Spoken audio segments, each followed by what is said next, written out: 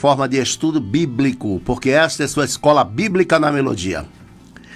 A lição número 11, que é a lição de hoje, traz o título A Promessa de Provisão. A Promessa de Provisão.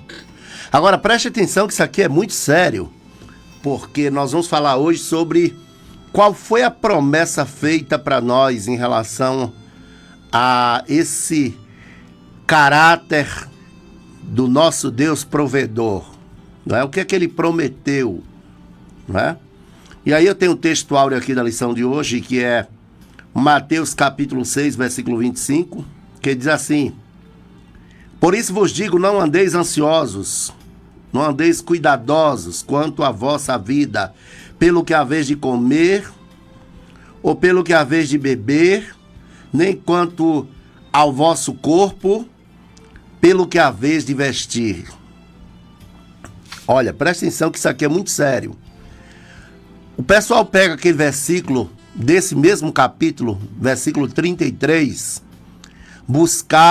mas buscai em primeiro lugar o reino de Deus e a sua justiça, e as demais coisas vos serão acrescentadas. O contexto desse versículo é esse aqui, essas necessidades básicas. Essas demais coisas apontadas pelo texto, nas palavras de Cristo, são essas demais coisas, necessidades básicas. Agora, nós, como muitas vezes não verificamos o contexto do texto, isolamos o texto, e eu tenho visto muita gente fazendo isso hoje, confunde o que é necessidade básica com desejo, com vaidade. Olha, vaidade é uma coisa, necessidade básica é outra. Desejo é uma coisa, eu quero,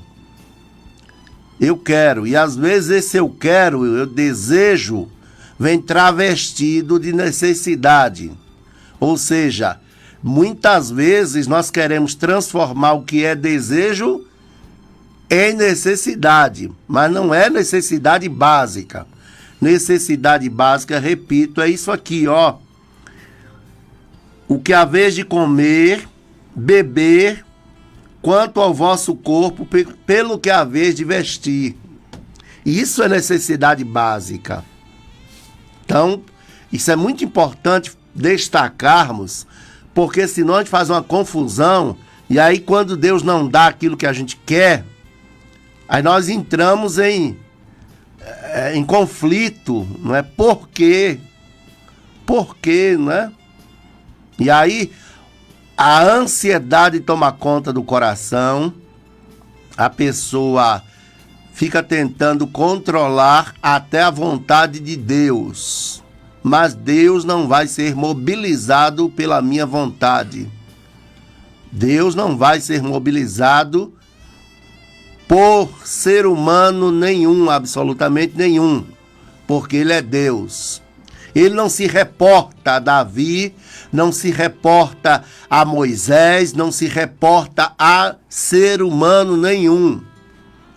Quando ele precisou tomar conselho, ele tomou conselho consigo mesmo, porque não tinha ninguém para ele se aconselhar. E não vamos confundir os antropomorfismos, antropopatismos que nós temos na Bíblia e achar que agora Deus virou gente, né? Antropomorfismos são formas humanas para descrever Deus. Antropopatismos são sentimentos humanos para descrever Deus. Aí a gente fica pensando que agora Deus virou gente, só porque nós temos nas entrelinhas, não é? Alguns aspectos humanos que são atribuídos a Deus, aí agora nós achamos que Deus virou gente, né? Só porque nós temos formas humanas e sentimentos humanos para descrever Deus. Observe que quando nós estudamos no seminário, atributos incomunicáveis de Deus, não compartilhados de Deus, que são onipotência, onipresença e onisciência, nós verificamos que ser humano nenhum tem, apenas Deus. E me parece que nós precisamos começar a pensar, e aí agora eu estou falando para todos, todos aqueles que têm interesse em estudar a Bíblia, ou que já tiveram e perderam. Nunca precisamos tanto estudar a Bíblia como agora, porque tem um festival de heresia circulando na internet e nos púlpitos das igrejas. Um festival de internet, um festival de heresia circulando na internet. Eu já falei aqui, vou repetir algumas delas. Por que eu vou repetir algumas dessas heresias? E a palavra heresia significa contrassenso ou absurdo. Porque a igreja do primeiro século levava a sério isso. Porque uma heresia disseminada na igreja, na comunidade dos santos, ela pode entorpecer aquela comunidade. Uma heresia sendo disseminada é como uma praga que pode contaminar o rebanho. E é por isso que a igreja do primeiro século levava a sério. O próprio João chega a dizer: se alguém vem ter convosco e não traz a mesma doutrina, não o saudeis, nem tampouco o recebais em casa, porque aquele que sauda tem parte nas suas más obras. E isso é muito sério, porque hoje nós fizemos no Brasil um movimento diferente. Nós levamos muito a sério ofensas pessoais. Mas heresia, parece que a igreja desenvolveu uma certa tolerância e às vezes até adesão à heresia. Ao passo que a igreja do primeiro século rechaçava, porque aquilo era um mal que vinha contra o corpo de Cristo e não contra uma pessoa individualmente. Daí nós combatemos aquilo que é do âmbito particular e esquecemos o geral. Isso é muito sério, viu? Nós precisamos acordar, porque o que a heresia tem feito na igreja não é brincadeira, não. Na igreja local e também na igreja como corpo de Cristo. Precisamos vacinar o rebanho. Precisamos vacinar o rebanho. É prerrogativa do pastor não apenas alimentar o rebanho, mas vacinar o rebanho. Vacinar o rebanho. Nós tivemos aqui em Conquista uma mensagem que circulou a cidade toda. Provocadores de milagres. Quem sou eu para provocar milagre? Isso é o engodo do Éden. Como Deus sereis. Como Deus sereis. Eu não sou igual a Deus. Tem até um versículo muito interessante que diz assim: porque tu és homem e não Deus. Mas esse engodo do Éden volta com força total. O ser humano tratando Deus de igual para igual. Isso não é e nunca foi intimidade com Deus, viu? Tratar Deus de igual para igual. Lembre-se que Moisés rogou para entrar. Ele rogou a Deus para entrar na terra. E Deus falou: basta, não insista mais nisso. Pega Josué, treina ele, anima ele, porque ele vai entrar. Nós estamos falando de Moisés, que, se tratarmos de intimidade, foi uma das pessoas que teve mais intimidade com Deus no Antigo Testamento. Mas não entrou na terra. Não entrou. Certo? Por quê? Porque Deus não é mandado por ninguém. Deus não aceita pressão de ninguém.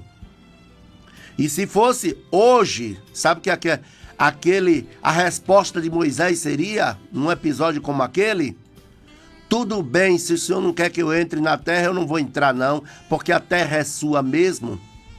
Agora, treinar Josué, mande outra pessoa, porque eu mesmo não vou treinar, não. E saía bicudinho, que é o que está acontecendo hoje. É a gente tratando Deus como se fosse seu parceiro. Expressão usada por minha mãe, quando nós confundíamos os papéis sociais. Entendeu? Ela estava dizendo, eu não sou sua parceira. O que é que ela estava comunicando para Davi, para Moisés, para Marcelo, para Maria Helena? Ela estava dizendo, eu não sou igual a você. Se situe. Eu me lembro das palavras do psicólogo Rossando Kindler, querendo ir no show de Ivete Sangalo. A mãe dele disse, não vai. Ele jovem, todo empolgado. Mas mãe, não vai. E então ele responde para a mãe dele, bicudinho, não amo mais você. Então eu não amo mais você. A mãe imediatamente respondeu, vamos esclarecer uma coisa aqui. Antes de você nascer, eu já era amada. Por enquanto você não precisa me amar. Basta me respeitar enquanto você estiver nessa casa. Parabéns para essa mãe. E o filho se tornou quem se tornou. Um homem que ajuda pessoas, né, a partir da sua experiência de vida. Sendo criado por uma mãe que botou limite nele. Porque ela não confundiu os papéis sociais. Nós precisamos ter isso claro. Do contrário, queridos, na criação e educação dos filhos, isso é um amor egoísta, que não prepara filho para frustrações. Não é? A exemplo do episódio lá do avião. Não preparou o filho para receber na vida todos os nãos que a vida tem para ele e para ela. Não prepara. E é por isso que nós temos tantos jovens e adolescentes desmaiando com pouca coisa. Não tem anticorpos. Fracos.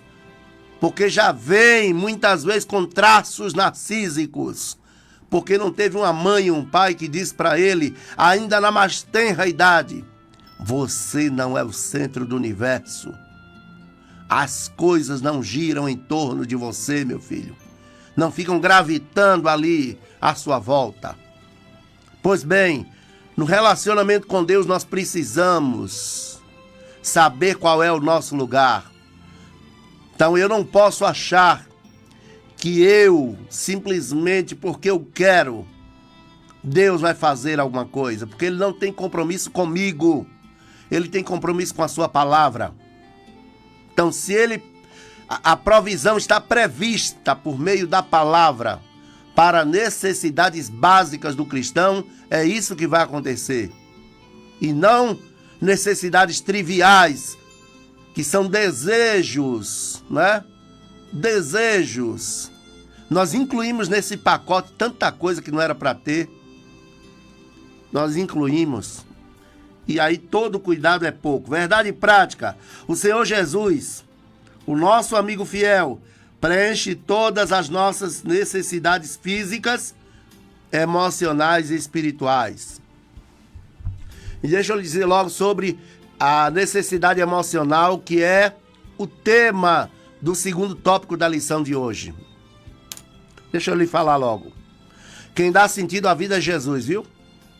O problema é que às vezes as pessoas apostam no outro a sua felicidade, vão ancorar no outro a sua felicidade, e aí começa a sofrer, porque esqueceu que o outro é tão detonado quanto ela, é tão arrebentado quanto ele, e apostou no outro a sua felicidade. O nome disso é dependência emocional. E é por isso que tem gente que sofre, mas sofre, até quando uma mensagem não é visualizada ou alguém visualizou e não retornou. Absurdo, gente. Como é que pode? Olha a hora que eu mandei essa mensagem. Tem gente que de madrugada, fica ali alugando, mandando mensagem. necessidades emocionais. Porque tem uma pessoa com dependência emocional que se organiza assim: eu preciso do outro para me legitimar, para validar quem eu sou. Então, queridos, eu quero aproveitar nesta manhã e dizer que eu estou falando aqui como pastor, estudante da Bíblia, ou até como irmão Davi, que é um termo que eu aprecio muito, que me agrada muito, irmão Davi. Como eu gosto quando alguém me chama de irmão Davi. Um dia eu dava meu nome para alguém e a pessoa disse: mas não é pastor? Eu falei: não, o nome precede o título. Pastor é título. Meu nome é Davi. Meu nome não é pastor. Quando alguém me chama de irmão Davi, ou como eu aprecio isso. Além de ficar mais leve, né? Porque cargo é carga, só traz responsabilidade. Pois bem, então eu quero dizer para você que eu estou falando aqui como irmão Davi, estudante da Bíblia Sagrada, estudante de teologia, porque aí eu posso trazer ingredientes da psicologia para cá. Eu não estou impedido. Portanto, eu não estou falando aqui como profissional em psicologia, que carrego nas costas um CRP 19155. Não, eu estou falando aqui como irmão Davi, para que você entenda que nós precisamos corrigir distorções bíblicas. Porque tem um festival de heresia circulando aí na internet. A pior época para ser pastor é essa. Você está pastoreando uma pessoa no templo, nas casas, mas aí tem alguém lá na internet que também está fazendo o mesmo trabalho, dando comando, inclusive, para aquelas pessoas, viu? Aí o pastor não tem uma postura tutelar, mas alguém lá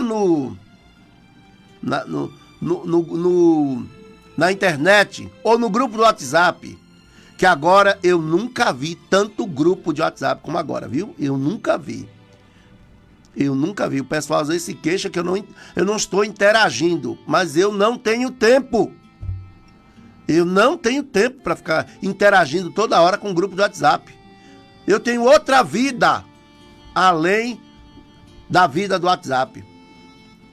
Até o nome não é bonito, viu? WhatsApp. Parece até um tipo de sapo, qualquer coisa assim, sei lá. Eu não tenho tempo. Desde, inclusive, a UESB, eu já tinha sinalizado, inclusive, logo no início, eu tenho outra vida além dessa. Graças a Deus compreenderam. Eu já tive professores que falaram para mim: eu também, Davi. Eu também. Eu não dou conta, não. É verdade, nós não damos conta. Senão a gente não vai ter nem vida social. Porque o virtual não é real. O virtual não é real. Entendeu? Então eu tenho outra vida além das redes sociais. Eu tenho outra vida. Às vezes até quando eu estou precisando arejar a mente, desestressar um pouquinho, eu começo a olhar umas palhaçadas que tem na internet que eles chamam de trabalho, né? Eles chamam de trabalho. E começo a olhar também vídeos que retratam a vida cotidiana, né? A vida cotidiana, que está agora muito comum as pessoas gravarem vídeos que retratam o cotidiano. Entendeu? Bom, mas vamos lá. Promessa de necessidades básicas. Promessa, Deus prometeu prover necessidades básicas. Então, nós já sabemos que desejo não é necessidade. Já sabemos também que vaidade não é necessidade. Agora, mesmo esta promessa de necessidade básica, você precisa entender que ela ocorre no contexto de pai e filho. Por exemplo, vosso pai, ele sabe que vocês precisam disso. Jesus Cristo, olha como ele traz essa questão da paternidade. Vosso pai sabe. Vosso pai sabe. Pastor Davi, então, o pessoal que não é cristão, que não tem Deus como pai, está fora dessa promessa. Não, porque Deus é assim, olha, deixa eu te explicar aqui. Eu gosto muito de uma definição de Langston, que Deus cria, governa e sustenta todas as coisas. Então Deus é governador do universo e Ele sustenta o universo criado. Ele sustenta todas as pessoas, ou seja, Ele garante suprimento de oxigênio para todos, não só para cristão, viu? É bom que a gente não fique com essa bobagem de achar que nós somos os filhos prediletos de Deus. Não. Não, de jeito nenhum. Isso até vai lhe deixar numa certa prudência para não achar que, de repente, um avião pode cair somente na casa de quem não é cristão. Não, pode cair na casa de um crente também. Um avião pode vir desgovernado, né? Perdeu o freio e caiu na casa de um crente, mas tanta casa para cair. Pois é, porque quando acontece coisa ruim, a gente só pensa, por que não o vizinho, né? Pois é, mas cai na casa de qualquer um, viu?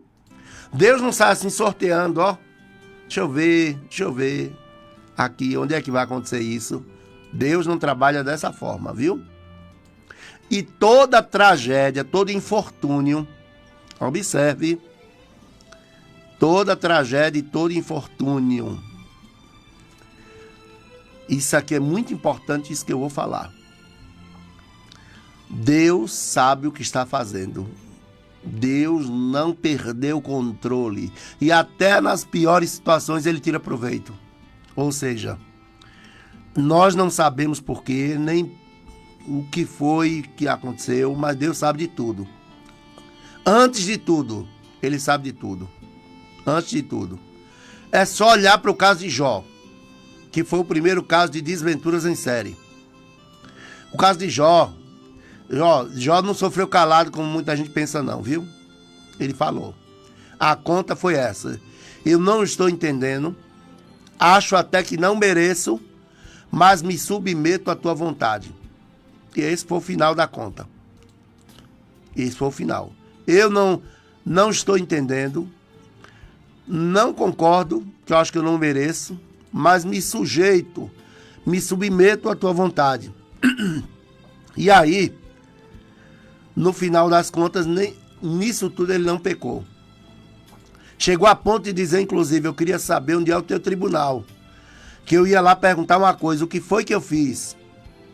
Porque o Senhor bota os meus pés no tronco e me açoita. Amaldiçoou o dia de seu nascimento, falou horrores sobre o dia que ele nasceu. Mas em tudo isso ele não pecou. Ontem eu explorei bastante a garganta.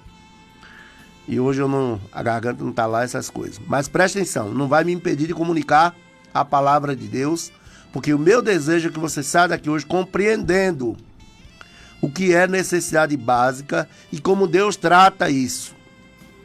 Como é que Deus trata o ser humano? Deus é bom, puro, santo e bom. Deus é. Então observe. Deus sabia de tudo. O diabo não sabia, Jó também não sabia, os amigos de Jó não sabiam. Só quem sabia de tudo naquela história era Deus. Só quem sabia de tudo. Satanás não sabia. Apostou e perdeu. Deus não faz aposta. Certo? Deus não joga dados. Albert Einstein. Então, só quem sabia de tudo naquela história ali era Deus. Jó não sabia. A família de Jó não sabia. Elifaz, Bildade, Zofar e Eliú não sabiam. Satanás com seus demônios não sabiam. Só quem sabia de tudo era Deus. Deus já tinha visto o fim desde o princípio. Obrigado, João. João me trouxe uma água aqui, foi um socorro de Deus agora. Aqui, ó. Necessidade básica. Isso aqui. Necessidade básica. Comer, beber e vestir. Aqui, ó. E não pense que beber cachaça é necessidade básica, não, viu? Se situe. Porque já tem gente achando que beber cachaça é necessidade básica. Não é. Cachaça não é água, não. Já dizia a música. Aliás, quando você tá com sede, só o que resolve é água, viu? Tinha uma música antiga que falava assim: você pensa que cachaça é água, cachaça não é água, não. Do tempo que se fazia música inteligente, né? Bom, então vamos comigo aqui agora, presta atenção. Por que que Deus permitiu Satanás fazer aquilo? Porque Deus sabia tudo antes de tudo, certo? E os amigos de Jó, Davi, elogiaram Deus aparentemente, mas ofendendo, porque foram rápidos no gatilho, assim como tem gente que é rápida no gatilho hoje, para lançar uma sentença. Com certeza, gente, é Deus. Com certeza é Deus. Eu me lembro que na tragédia recente do Rio Grande do Sul, lá no Rio Grande do Sul, teve gente que falou: o Rio Grande do Sul está recebendo a pesada mão de Deus. Ora, vamos orar, dizia eu na ocasião, para essa mão pesada não chegar aqui na Bahia, viu? Porque nós não estamos bem na foto, não. Vamos orar para que essa mão pesada não chegue aqui. É porque até hoje ainda tem gente rápida no gatilho, como foram os amigos de Jó. Entendeu? Então todo cuidado ainda é pouco com essas palavras imprecatórias. Nós temos que ter palavras deprecatórias. Palavra de súplica. Palavra imprecatória é palavra de juízo. Entendeu? Eu não posso, sabe, achar que Deus vai fazer o que eu quero só porque... Não. Agora tudo passa pela teologia, que é uma teologia pífia, fraca, certo? E quando eu falei aqui que o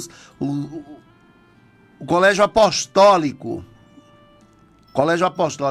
levava a sério essa questão da heresia, é porque levava mesmo. Paulo chega a ponto de chamar de rudimentos fracos o que os judaizantes traziam para se contrapor ao evangelho da graça deixado por Paulo para os Gálatas.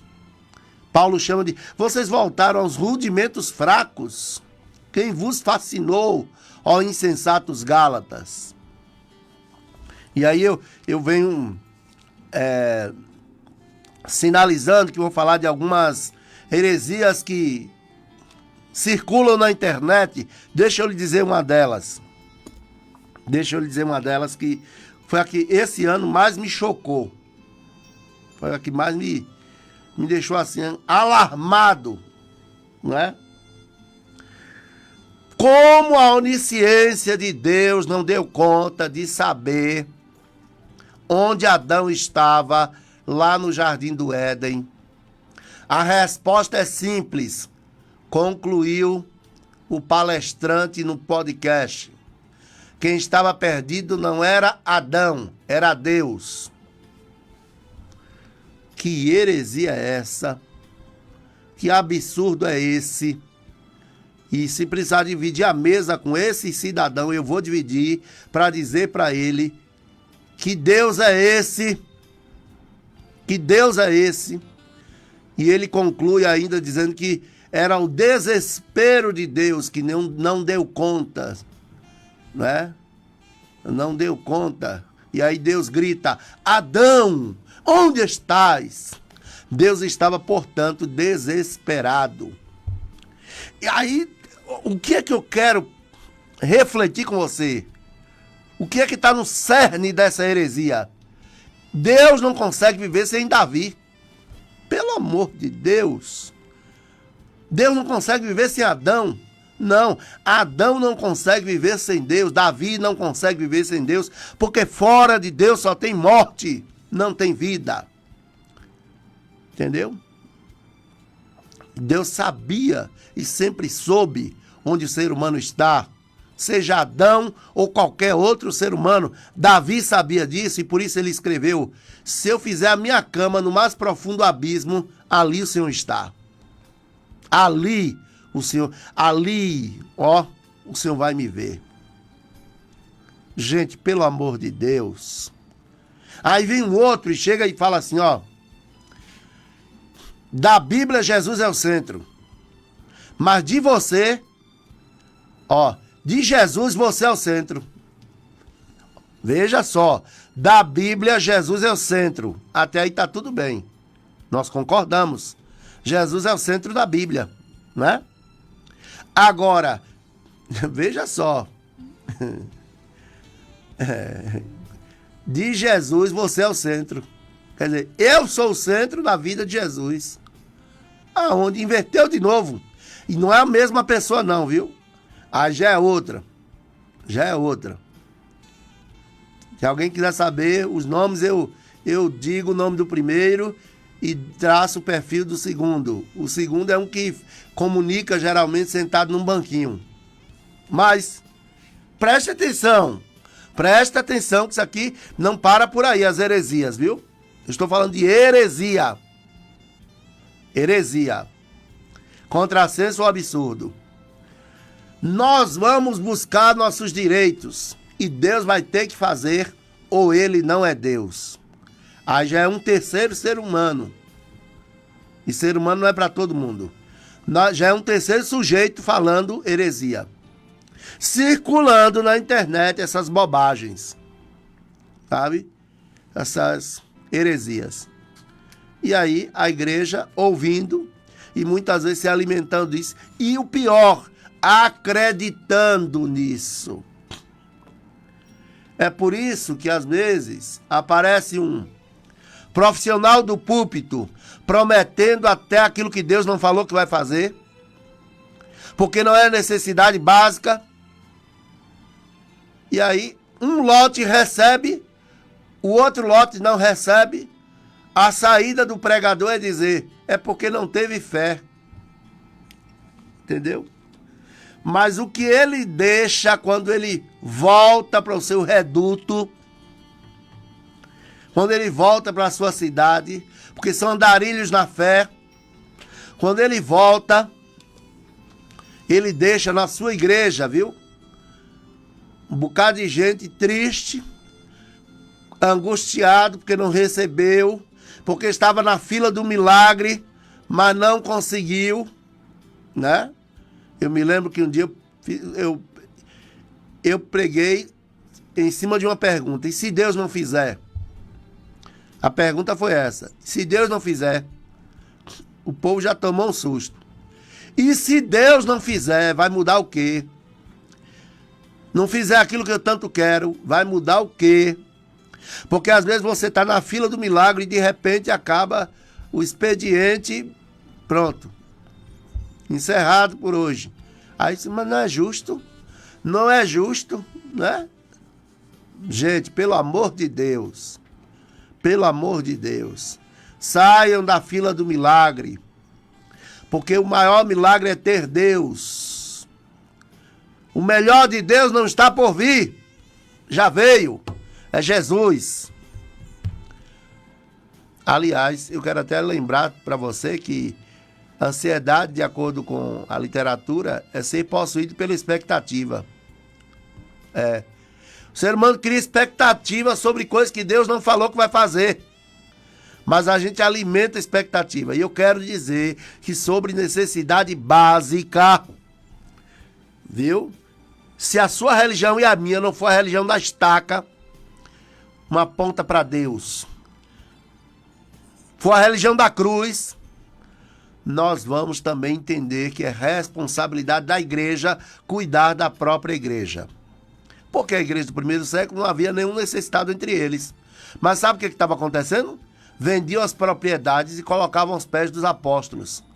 E aí distribuía de acordo com a necessidade do povo. Necessidade. Conforme tinha necessidade, é o que está escrito no texto. Havia uma distribuição com equidade. E no dia que isso deixou de acontecer, teve problema. Porque a cesta básica já não era dividida com base na equidade, que é um princípio de justiça baseado na igualdade. Porque as mulheres gregas estavam sendo negligenciadas. Foi o primeiro problema que aconteceu. na igreja do primeiro século. E aí teve problema com Ananias e Safira. Você vê que Barnabé vendeu, entregou o dinheiro da propriedade integral. Já Ananias e Safira, né, subtraíram uma parte daquele valor. Bom, então o furto já estava acontecendo lá, porque gente é gente em qualquer lugar. E ao falar da igreja do primeiro século, a gente não pode ficar romantizando, achando que aquela igreja não teve problema. Teve sim. Estava tudo indo muito bem, mas gente é gente em qualquer lugar. É por isso que gente não vai entrar desse jeito no céu. Será transformado. Senão, chegando lá, ia dar problema também. Então, presta atenção. Está escrito que nós seremos transformados. Mas a igreja do primeiro século vivia o princípio do amor. Amar a Deus sobre todas as coisas e o próximo como a si mesmo. Né? E o próximo hoje pode ser aquele que está distante, mas amanhã o próximo do meu próximo pode ser eu. Viu? O próximo pode ser eu, o próximo da lista. Não é aquele que está distante, é eu. Então eu preciso pensar nisso. E o próximo do meu próximo sou eu, portanto eu tenho que olhar para esse irmão e ver se ele não está precisando. E não vamos conseguir 100% equilibrar a balança não, viu? Não vamos conseguir. Não vamos. Eu estou lidando com isso agora com muita tranquilidade a respeito de coisas que eu não consigo fazer, de gente que eu não consigo atender, e aí eu vou morrer por causa disso? Eu vou ficar com sentimento de culpa por causa disso? Não. Não. É só reconhecer, infelizmente não consegui, nem sempre o ideal é possível, mas fazer o quê? Fazer o quê? Aí agora eu vou desenvolver, nutrir sentimento de culpa. Eu entro em depressão. Né? É só pedir perdão a quem tem que pedir perdão e acabou. A vida vai continuar. Entendeu? Eu não posso ignorar quando eu não consigo fazer alguma coisa e agir como se tivesse conseguido. Bom, nós estamos chegando aos instantes finais dessa programação de hoje. Necessidades emocionais. Eu nunca vi tanta necessidade emocional como agora. Nunca vi. São necessidades emocionais que crescem assustadoramente. Necessidades espirituais, porque também nós nos distanciamos muito, não é? O que a igreja do primeiro século fazia, já não fazemos mais. E é por isso que temos tantas pessoas com necessidades espirituais. Mas lembre-se, a nossa maior necessidade é necessidade de Deus, né? Necessidade de Deus. E aí eu quero terminar essa lição de hoje falando que as necessidades básicas são uma realidade, necessidades emocionais são outra realidade, e necessidades espirituais também são outras realidades que nós vivemos. Mas todas elas, a fonte de provisão é Deus. Se queremos necessidades básicas supridas, necessidades emocionais supridas, espirituais, a fonte para suprir essas necessidades é o próprio Deus.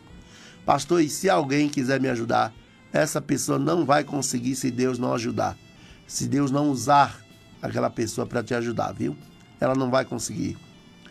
Toda boa dádiva e todo dom perfeito desce do céu do Pai das luzes. Então, alguém só será movido na sua direção se Deus usar quem Ele quer para fazer isso.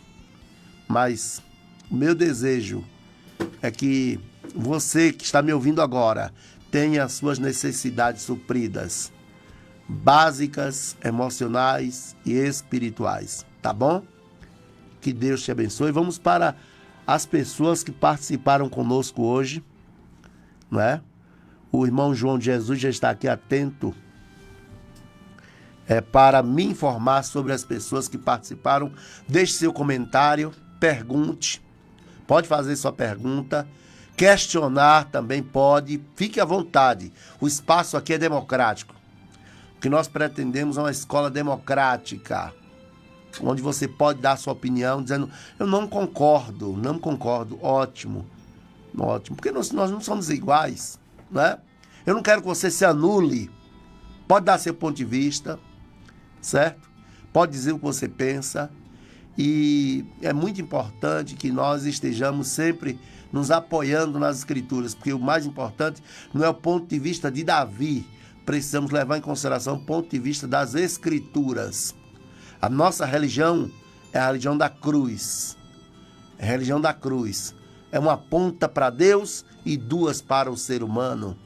Ou seja, nós não podemos ignorar o fato de que Jesus Cristo fez isso como ninguém. Né? Então vamos às participações de hoje.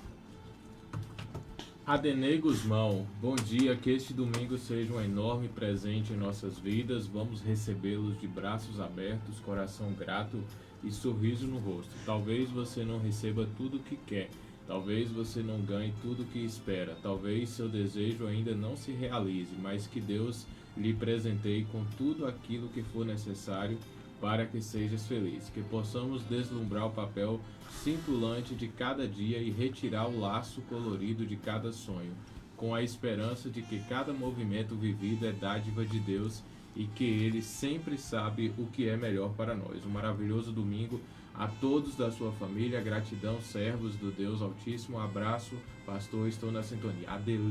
Adeni Guzmão. Adeni, isso é uma poesia, rapaz. Isso é música para os meus ouvidos. Parabéns para você.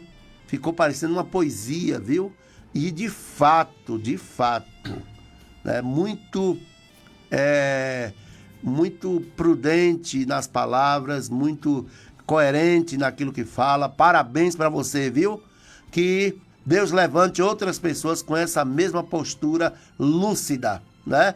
Com essa lucidez. Tá bom? Mais alguém? Lauro da Patagônia também está sintonizado. Filósofo do Desergue, né? Um abraço, Lauro. E a Zete e o Eli Braga continuam na sintonia também. Marisete, um abraço para você.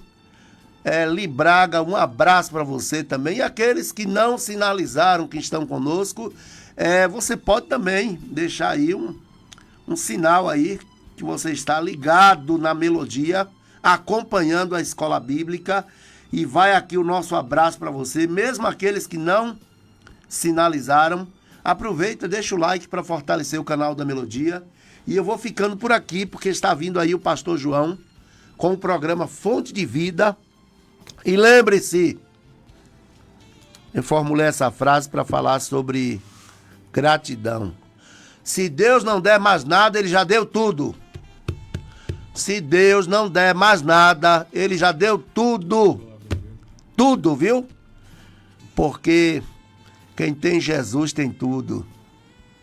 Louvado seja Deus. Louvado seja Deus. Quem tem Jesus tem tudo. Mais alguém participando?